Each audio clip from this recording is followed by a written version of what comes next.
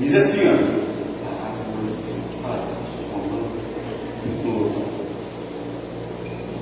Assim, ó. Aceite que é fraco na fé, sem discutir assunto controvertido. Um crente pode comer tudo, já outro, cuja fé é fraca, come apenas alimentos vegetais. Aquele que come de tudo não deve desprezar o que não come, e aquele que não come de tudo não deve condenar aquele que come, pois Deus o aceitou. Quem é você para julgar o servo alheio? É para o seu Senhor aquele que está em pé ou que cai? Não, eu escolhi errado, né? É para o seu Senhor aquele que está em pé ou que cai. Ficará em pé, pois o Senhor é capaz de sustentar. A quem considere um dia mais sagrado que o outro, a quem considere iguais todos os dias, cada um deve estar plenamente convicto em sua própria mente. Aquele que considera um dia especial para o Senhor, assim o faz. E aquele que come carne para o Senhor, come, pois dá graças a Deus. E aquele que se abstém para o Senhor, se abstém e dá graças a Deus. Pois nenhum de nós vive apenas para si, e nenhum de nós morre apenas para si. Se vivemos para o Senhor, e se morremos para o Senhor, e assim quer que vivamos, quer que morramos, pertencemos ao Senhor. Por esta razão, Cristo morreu e voltou a viver, para ser Senhor de vivos e de mortos. Portanto, você que julga seu irmão, por que despreza seu irmão? Pois todos compareceremos diante do tribunal de Deus. Porque está escrito: por mim mesmo jurei, e diz o Senhor diante de mim, todo joelho se dobrará e toda língua confessará que eu sou Deus.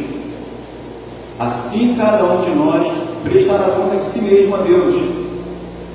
Portanto, deixemos de julgar uns aos outros, e em vez disso façamos o propósito de não pôr pedra de tropeço ou obstáculo no caminho do irmão.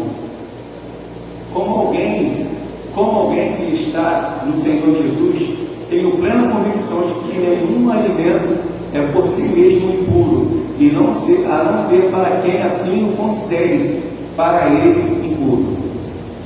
Se o seu irmão se entristece devido ao que você come, você já não está agindo por amor, por causa da sua comida. Não destrua seu irmão por quem Cristo morreu. Aquilo que é bom para você não se torne objeto de maledicência, pois o reino de Deus não é comida nem bebida, mas é justiça, paz, alegria no Espírito Santo. Amém? Feche seus olhos, Senhor. Nós pedimos a Ti, Senhor, que o Senhor venha me dar entendimento e compreensão sobre tudo aquilo que o Senhor tem para falar. Guarda nossa mente, nosso coração, guarda cada um dos teus filhos, Senhor, que a mente dos teus filhos estejam cativos aqui nesse lugar de culto, e assim o Senhor possa falar conosco. Eu te peço, te agradeço em nome de Jesus. Amém? Engraçado, né? Aí você fala assim: mas tu picuinha na igreja a partir de agora, né? Esses dias, na nossa igreja atuais. As diferentes, né? Eles sempre se estranham. Mas não, olha o que Paulo está falando aqui. Já tinha uma picuinha lá atrás, nos novos convertidos e nos cristãos mais antigos. Já havia um desentendimento. O interessante é que esse desentendimento não era coisa que atrapalhava a salvação deles. E às vezes o que nós vemos é isso no nosso meio. Coisas pequenas que tomam a enormidade que não deveria tomar e acaba prejudicando a fé em Cristo. Paulo está justamente tratando disso, tratando de crente que é forte e crente, de crente que se julga forte e crente que é fraco. E Paulo está falando: eu sou forte. Aí ele começa falando sobre os judeus e gentios. Paulo ele está falando literalmente isso. Igreja, pare de discutir por coisas bobas. Pare de entrar em assunto que não vai explicar nada. Pare de colocar na mesa de vocês coisas que não vão agregar nada.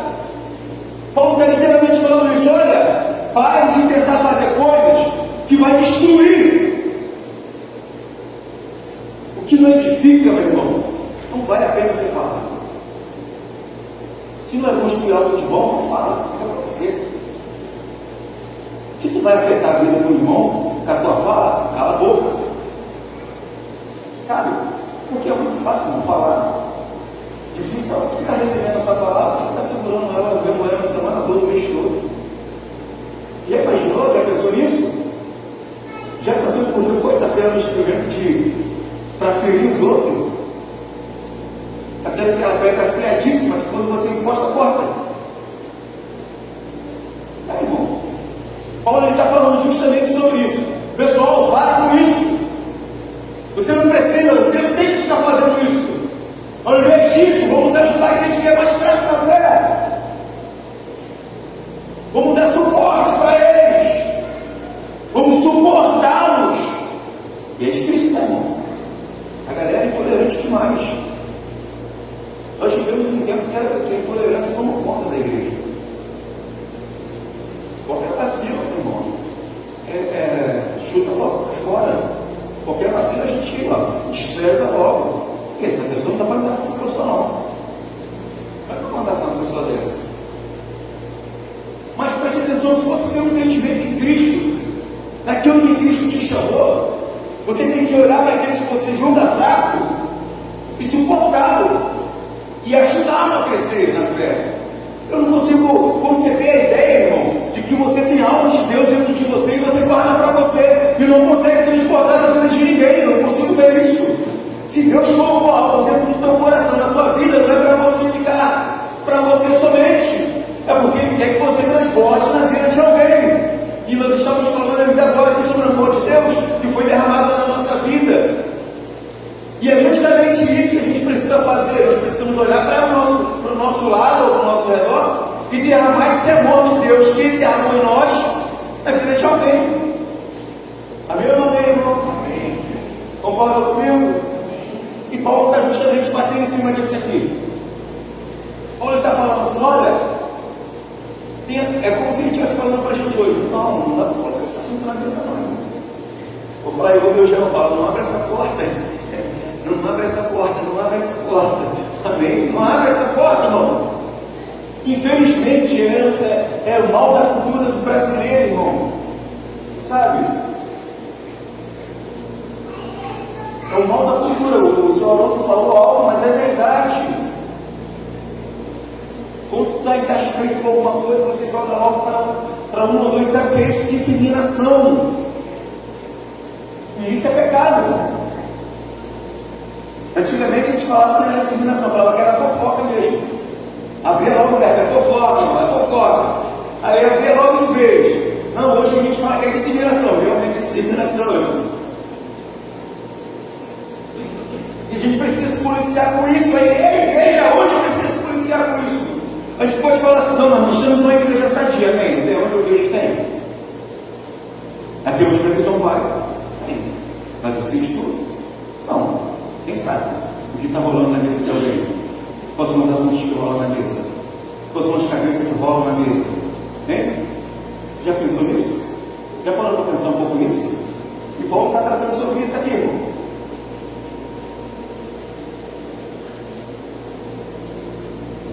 Paulo está tratando justamente sobre isso. O interessante é que começa numa parte muito engraçada, que é uma parte que a gente gosta. É o quê? Escondida. Uns gostam de peixe, outros não gostam. Não, estou dando só exemplo aqui. Uns gostam de churrasco, outros não. Eles passam até mal, mas comem. E assim vai. Um gosta lá de comida japonesa, outro odeia. Mas cagaça naquele peixe cru. Está entendendo? E Paulo está falando justamente sobre isso aqui. Os gentios da época, convertidos em Roma, eles comiam de tudo. Eles não tinham. Eles comiam o frango a molho pardo, eles comiam carne de porco, eles comiam de tudo. Comiam de tudo. Já os judeus convertidos, eles já tinham um receio com a comida. Por quê? Porque eles já vinham com costumes. Os costumes dele, que era não comer carne de porco, que era não comer nenhuma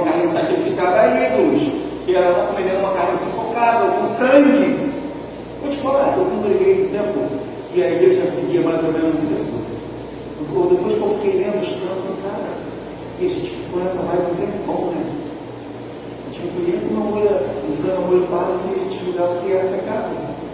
Agora vem Paulo quebrando o pau aqui e fala assim: não, cara, eu certifico tudo, você pode comer tudo. Aí eu lembrei de Gálatas capítulo 5, versículo 1, fala assim: para a liberdade foi de Cristo nos libertou, permanecer pois firme, não se liberdade de nova junto de escravidão. Amém? Então Paulo está falando assim. Então aqui nesse lugar está tendo um conflito de ideias, porque os judeus, eles se abstiam de tudo, eles não comiam nada, vegetariano, não é errado, né? Você que é vegetariano bem, mas eu vou de carne. Aí vegetariano, e os gentios que comiam de tudo, sem discriminação. Quando a gente olhava para os judeus que não comiam nada, falava assim: só tá. Eles não tiveram ainda a liberdade que nós temos. Eles não entenderam que Cristo nos libertou para sermos livres de tudo. E que agora todas as coisas são santificadas em Cristo Jesus. E já o judeu, ele leva assim: tá vendo aí? Esse monte de pagão aí, comendo de tudo. Imagina. Vai ir lá comendo de porco, daqui a pouco está tudo. Está tudo. Cara, a discussão deles era essa. Aí Paulo vem com toda a sabedoria e vem doutrinando, ensinando a eles que não precisava ficar julgando um ao outro se era fraco ou se era forte. Mas a verdade é que se achava forte, ajudasse quem era fraco. Lembrei até daquela passagem para se diz aos fracos: Deus socorre. Eu não sei o que está escrito. Mas está na Bíblia, tá, irmão? Está na Bíblia. Diga aos fracos: eu sou forte. E quem é forte tem que suportar os fracos, irmão. Tem irmão que vacila? Tem irmão que vacila. Tem, lógico que tem, não é possível. Tem, desde que eu tenho por crente que eu vejo uma galera vacilando. E a gente vai suportando, vai ajudando, vai corrigindo quando dá para corrigir, quando está próximo, quando está longe. E nós precisamos fazer isso, irmão, ajudar um ao outro. Tem pessoas que têm um grande conhecimento e tem pessoas que não têm conhecimento algum. O que a gente faz? A gente escolhe essas pessoas para um agregar na vida do outro. E Paulo ele está justamente tratando disso.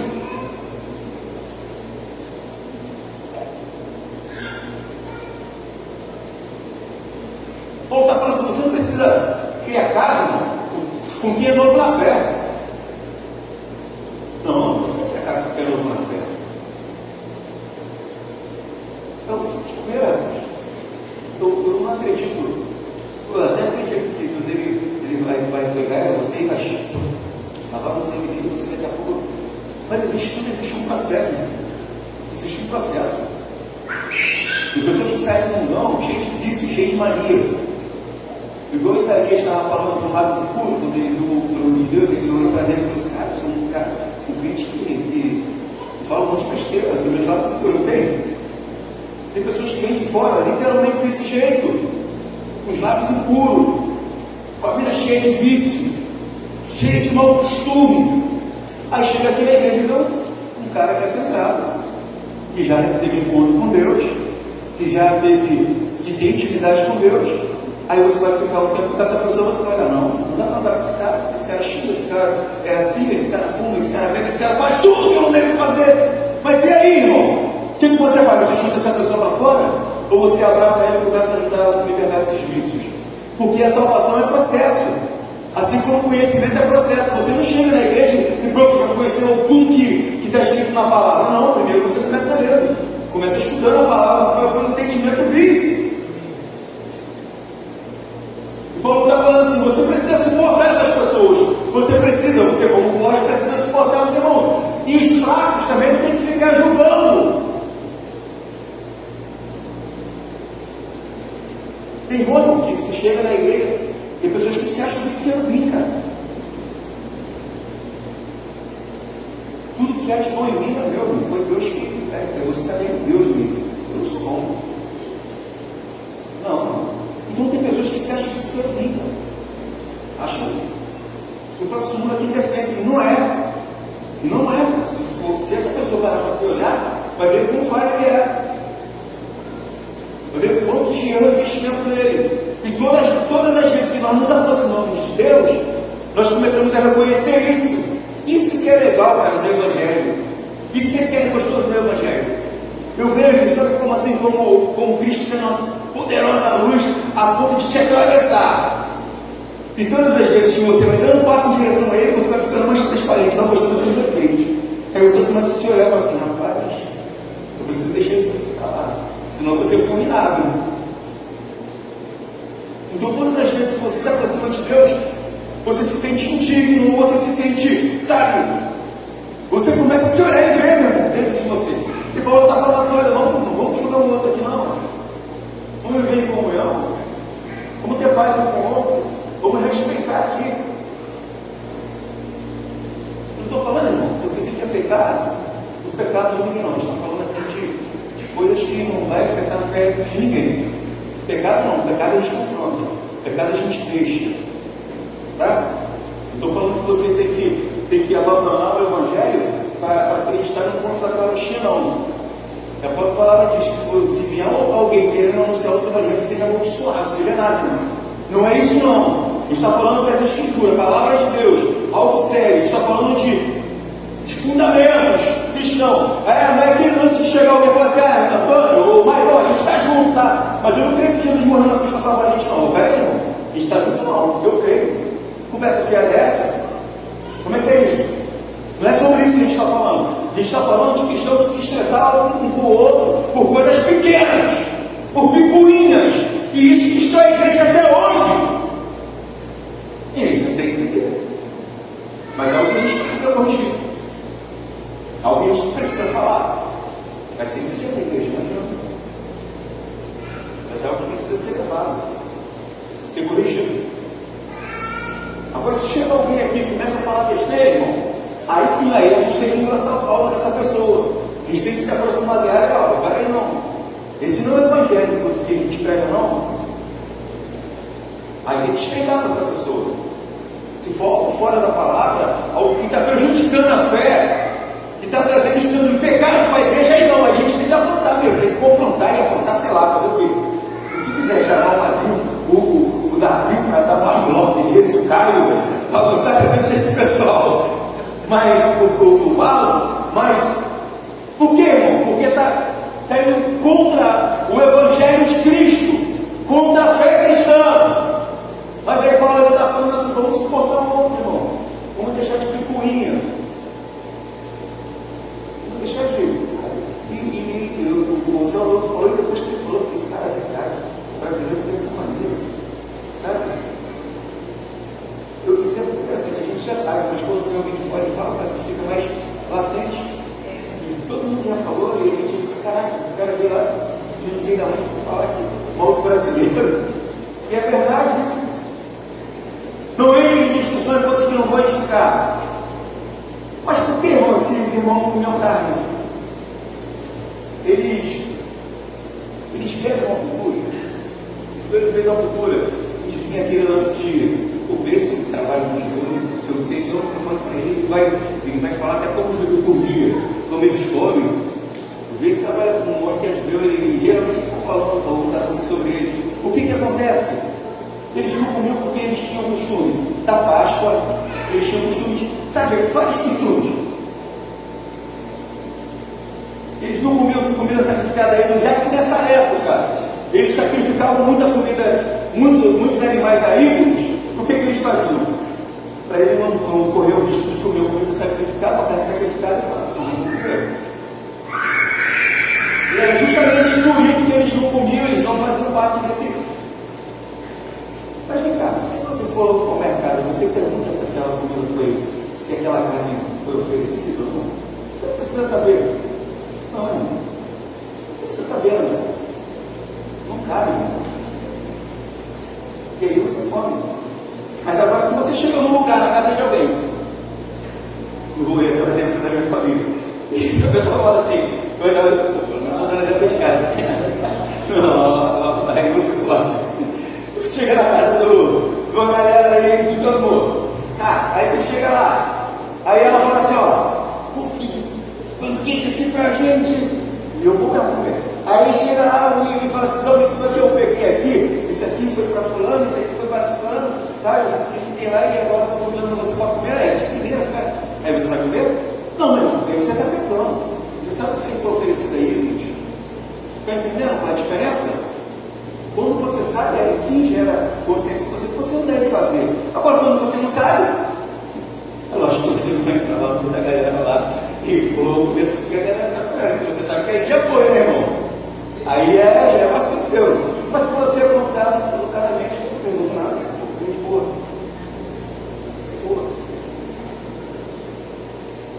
Bom, ele está falando sobre isso. E eles não comiam carne sacrificada, não comiam carne sufocada, tinha que escorrer, eles tinham que decolar lá e deixar o sangue todo sair para eles poderem comer. Era justamente sobre isso.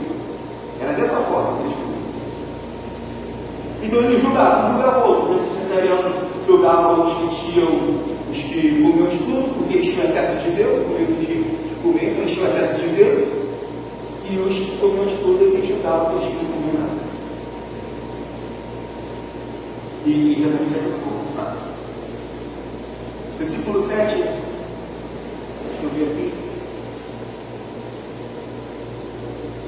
Aí Paulo vai falando que nenhum de nós come para si, porque Deus é o Senhor de todos.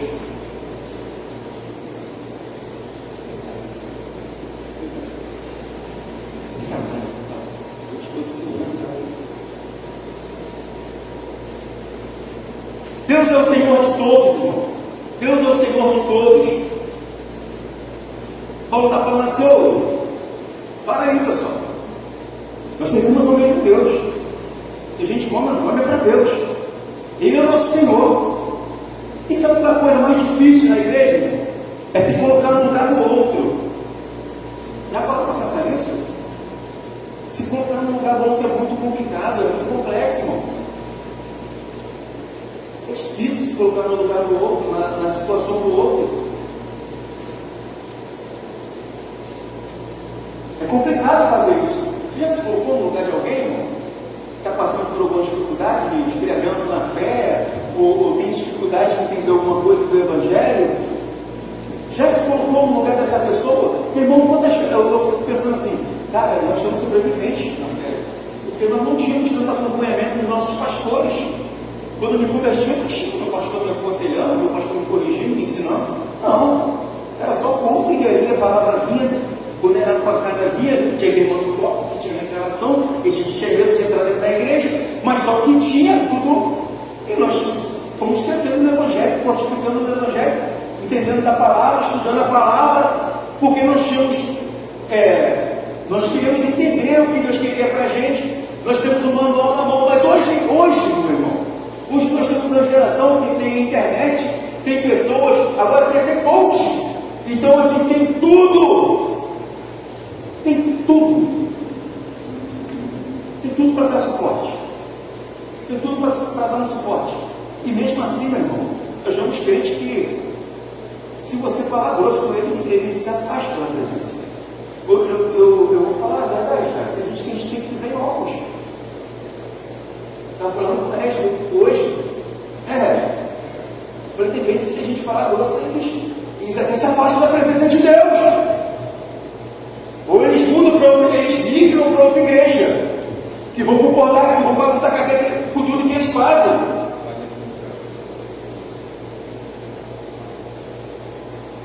Cara, eu acho que se Jesus viesse num lugar desse, ou se Paulo viesse num lugar desse, acho que ele não ia vir de boa, não, ele ia vir com azorraia. E com azorraia, só leve na perna, se conserta, se direita, vamos, se vira.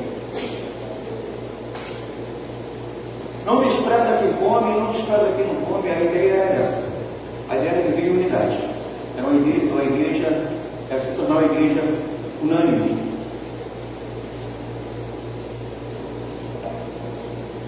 Infelizmente, a gente já tem crentes meninos. E às vezes tem gente madura que não tem que dar lugar a cara também. Só que eu achei essa palavra muito para aquela época, né? E eu pensei assim, se fosse hoje a gente tem uma guerra constante, sabe por quê? Eu vivi um tempo sobre isso, sobre usos e costumes. As mulheres antigamente, quando era minha esposa, ela está de boné, está com cordão, de calça, tênis, duvido que na igreja antigamente ela podia chegar desse jeito. Sabe o que as pessoas iam olhar para ela? Eu falei, desviada ou crente?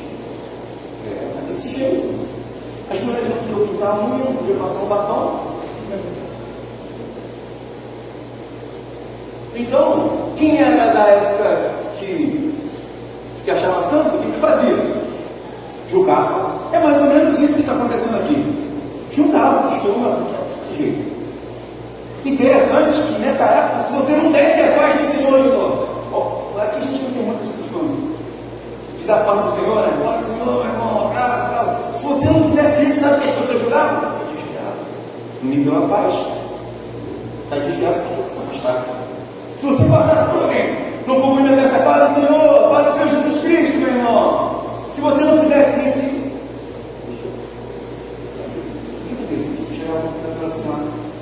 duvido, nada. O Senhor vai botar a mão na tua cabeça. E os irmãos, da mesma forma, não podia ter barra leve. Olha que tristeza. Eu estava de boca, eu estava comigo. Não podia ter barra leve. Podia não, mano. Podia ter bigode. Não podia andar de bermuda nem camiseta, não podia andar de bermuda para a igreja de boné, então vazio. Perdido. Era justamente dessa forma. E havia também um julgamento dentro da igreja, irmão. Está entendendo como é que parece que as coisas ficavam lá mais frescas para os nossos dias?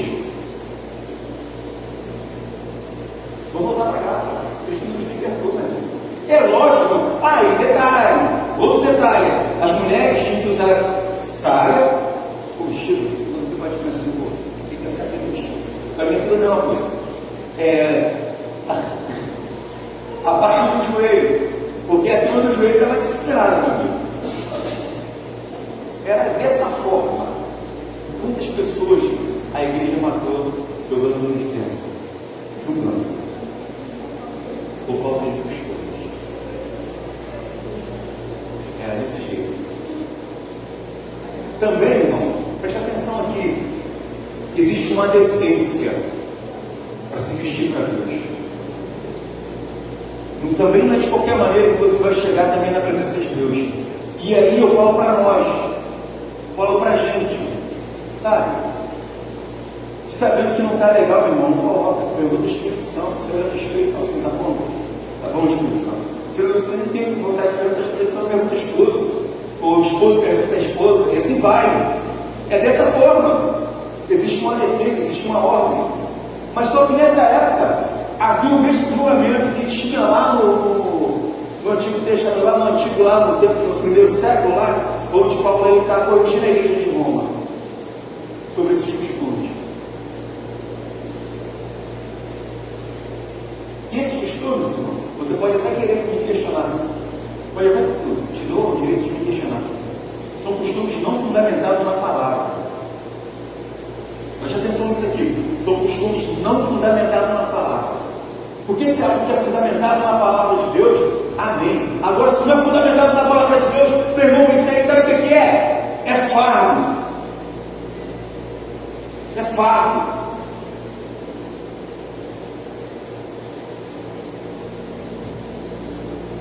E mais para frente, eu vou terminar. Estou terminando. Eu vou até fechar aqui. Não tem uma história lá para trás, falar de livros, de costume, na época, não.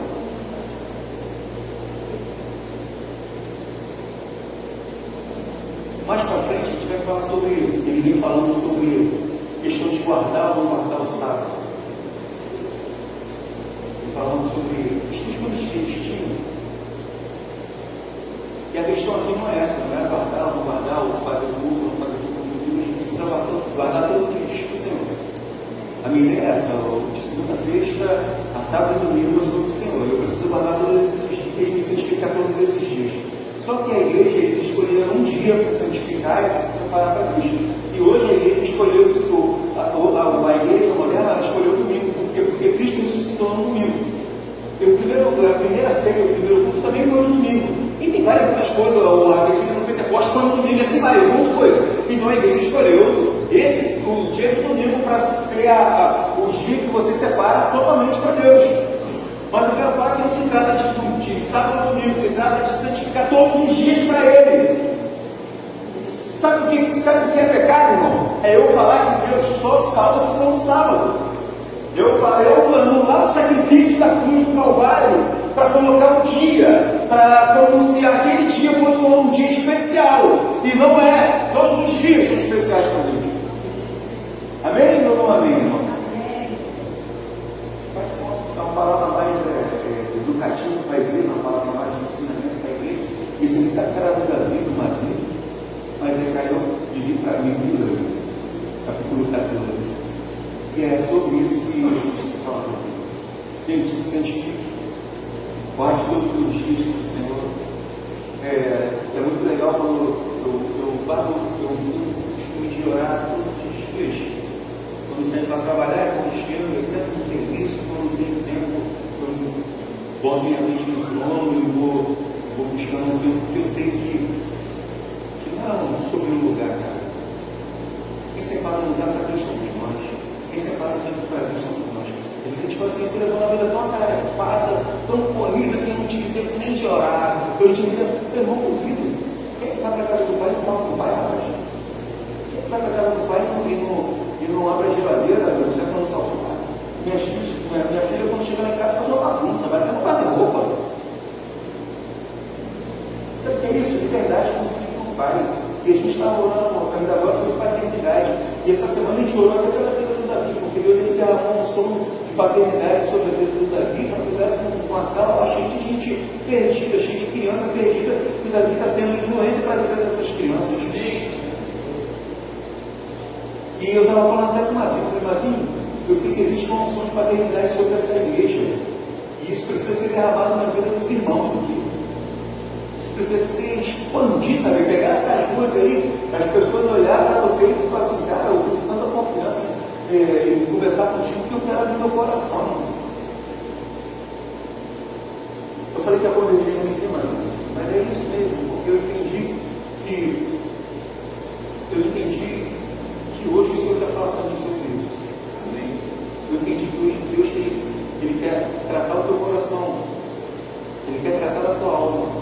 Sabe, porque às vezes parece que você está sozinho e isso mostra que você tem um sentimento de orfandade no meio do corpo. Porque existe órfão,